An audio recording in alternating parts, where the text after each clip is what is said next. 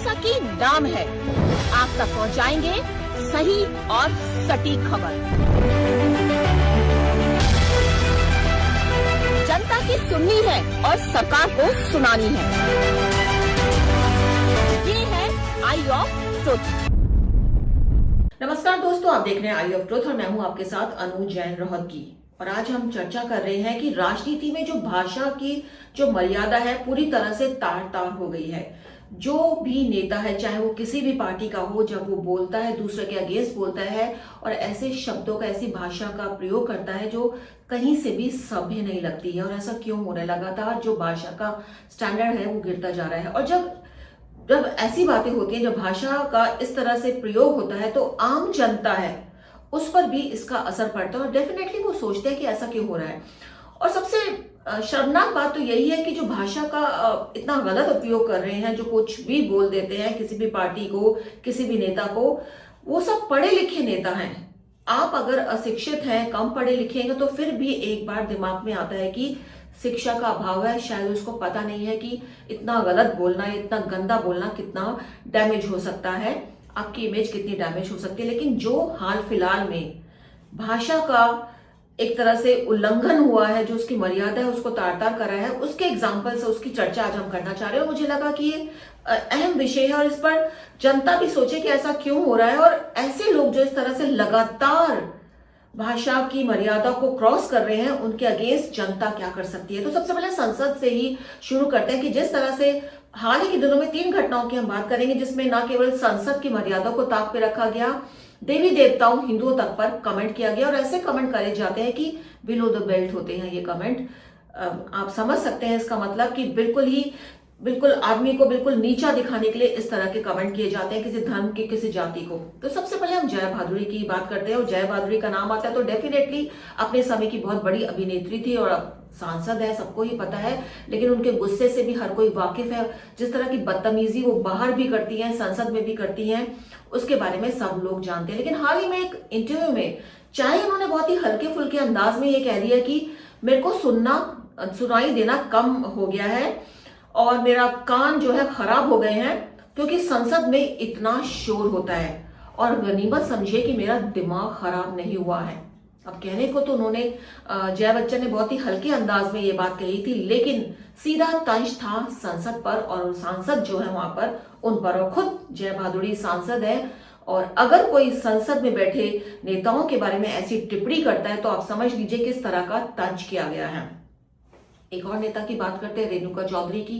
कांग्रेस की नेता है और कांग्रेस में जिस तरह से हाल फिलहाल में भाषा की मर्यादा का उल्लंघन लगातार हो रहा है और उस पर जो है कांग्रेस के वरिष्ठ नेता है वो चुप्पी बैठे हैं, तो दिन पे दिन हौसला बढ़ रहा है। रेणुका चौधरी जो है, पता चलता है, लोगों ने विजुअल्स भी देखे होंगे, कुत्ते को लेकर कार में संसद के अंदर प्रवेश कर लेते हैं। और जब उनसे पूछा गया कि आप कुत्ते को लेकर संसद में क्यों जा रही है, तो उनका क्या जवाब था? उनका कहना था कि ये कुत्ता काटता नहीं है, लेकिन जो अंदर लोग बैठे हैं वो काटते हैं। आप सोचिए, कंपैरिजन देखिए।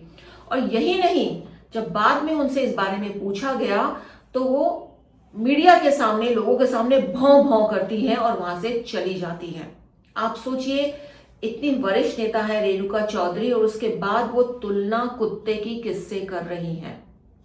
एक और महानुभव है, कांग्रेस के नेता भी हैं और तेलंगाना के सीएम भी है, रेवंता रेड्डी। ये भी अपने विवादित बयानों के कारण बहुत ज्यादा चर्चाओं में रहते हैं। उनके बयान काफी वायरल होते हैं, काफी हंगामा होता है, लेकिन कुछ होता नहीं है। एक के बाद एक ये इस तरह की गंदी भाषा का प्रयोग करके बयान दे देते हैं और ये ऐसा हो रहा है लगातार, जैसा कि हम कह रहे हैं कि इन पर कोई कार्रवाई नहीं होती, ना जनता की तरफ से होती है, ना इनके अपने नेताओं की तरफ से होती है, ना कोई केस फाइल होता है। बस ये लोग बोलते रहते हैं। हाल ही में रेवंता रेड्डी जी कहते हैं कि हिंदुओं के 3 करोड़ देवी देवताएं होते हैं। इतने सारे क्यों होते हैं?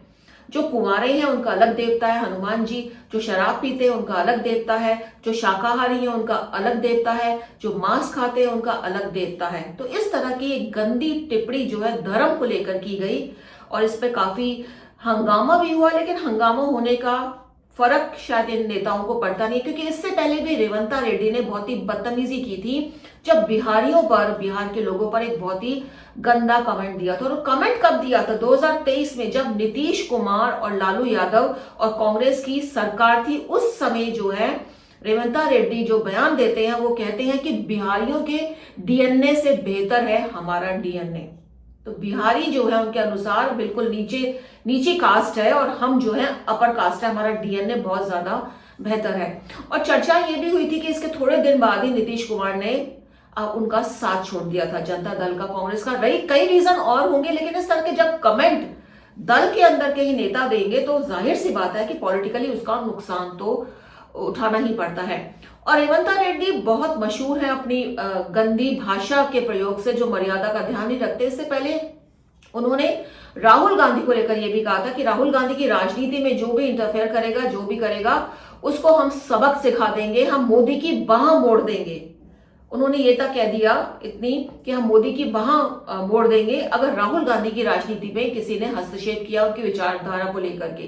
तो इस तरह की जो कमेंट बाजी है लगातार बढ़ रही है, इस पर किसी का काबू नहीं है। कई बार जो थोड़े सभ्य लोग हैं जिनको बहुत ज्यादा पिंच होता है, वो कोर्ट चले जाते हैं, कोर्ट उनको बोलता है, कोर्ट जाकर कई नेता माफी भी मांग लेते हैं। लेकिन ये जो प्रचलन लगातार बढ़ रहा है, ये बहुत ही चिंता का विषय है कि भाषा की मर्यादा हर तरफ से खत्म हो रही है। और यहाँ पे हम किसी एक पार्टी का नाम नहीं ले रहे, क्योंकि सभी दलों के नेता एक दूसरे से आगे हैं। कोई कुछ भी बोल देता है, किसी को कुछ भी कह देता है। और जैसे कि हमने पहले भी कहा था कि बिलो द बेल्ट आजकल वार करने लगे हैं। पर्सनल कमेंट जो जरूरत से ज्यादा होने लगे हैं राजनीति में, वो बहुत ही खतरनाक है। और शायद आज से थोड़े समय पहले ही, कुछ समय पहले तक राजनीति में ऐसी हालत नहीं थी। एक तरह से दोस्ताना व्यवहार था। चाहे संसद में कई पार्टी के नेता आपस में लड़ रहे हैं, एक दूसरे के बारे में बातें बना रहे हैं, लेकिन बाहर निकल के सब एक तमीज के साथ और अच्छी तरह से मिलते थे। और संसद में भी भाषा की मर्यादा का ध्यान रखा जाता था। बाहर भी जब बयानबाजी होती थी तो भाषा का मर्यादा का ध्यान रखा जाता था। लेकिन कुछ समय से ये मर्यादा का जो एक कहते हैं ना, एक सीमा है, एक लक्ष्मण रेखा है, वो बिल्कुल खत्म हो गई है और इसमें कोई भी पार्टी के नेता पीछे नहीं है। लेकिन जनता सब देख रही है, जनता को ये एहसास है। और जनता में बहुत से लोग ऐसे हैं, चाहे वो मोदी समर्थक ना हो, चाहे वो कांग्रेस समर्थक ना हो, चाहे वो समाजवादी पार्टी के समर्थक ना हो, लेकिन अगर कोई बड़े नेताओं को, बुजुर्ग नेताओं को, पार्टी के अध्यक्ष को, पीएम को, मंत्रियों को गंदी लैंग्वेज में कुछ बोलता है, तो आम जनता, जो पढ़ी लिखी जनता है, जो समझदार जनता है, जो संस्कारी जनता है, उसको ये पसंद नहीं आता है। और शायद यही कारण है, जब बिहार का हम आपको लिविंग लेजेंड एग्जांपल देते हैं, जिस तरह से बिहार में आरजेडी की स्पोक्स पर्सन 2 महिलाओं ने, चाहे वो कंचना हो और चाहे वो प्रियंका हो, जिस तरह से बयानबाजी करी, जिस तरह से भाषा की सारी मर्यादाएं तोड़ दी, माना जा रहा है कि बिहार की हार में एक बड़ा कारण आरजेडी का ये भी है।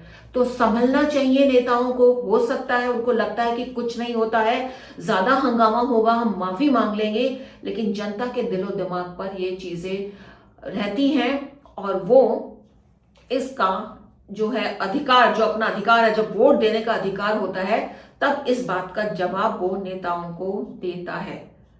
तो दोस्तों, हमें लगा ये अहम मुद्दा है। जिस तरह के ये 3-4 घटनाएं आसपास हुई और इसमें भाषा को बिल्कुल, मर्यादा को बिल्कुल ताक पे रख दिया गया, इस तरह की जो चर्चाएं हैं वो भी होनी चाहिए, जिससे जनता को भी पता चले कि क्या हो रहा है। और जब आगे से जब वो वोट करने जाएं तो उनके दिलो दिमाग पर ये बात जरूर रहनी चाहिए कि कौन सा नेता जो है संस्कारी है, सभ्य है और एक सभ्य समाज में अपना जो एक पॉलिटिकल अपना एजेंडा है वो चलाने के लायक है।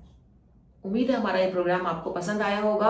और जैसा कि हम हर बार आपको बोलते हैं कि हमारे चैनल को सब्सक्राइब कीजिए।